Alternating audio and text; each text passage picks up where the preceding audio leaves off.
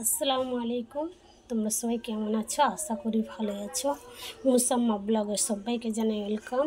তো বন্ধুরা দেখো আজকে আমার কি কি রান্না হয়েছে। এখানে আছে ভাত, এটা হচ্ছে খেটে শাকের ভাজা,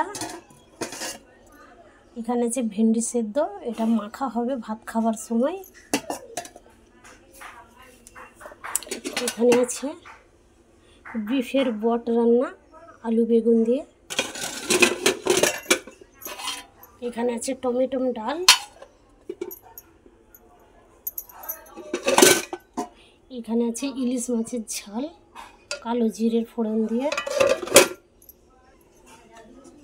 এখানে আছে আলুর পোস্ত। তো এই হচ্ছে আজকে আমার রান্নার মেনু যদি ভালো লাগে অবশ্যই তোমরা কমেন্ট করে জানাবে। সবাই ভালো থাকবে, সুস্থ থাকবে। আল্লাহ হাফেজ।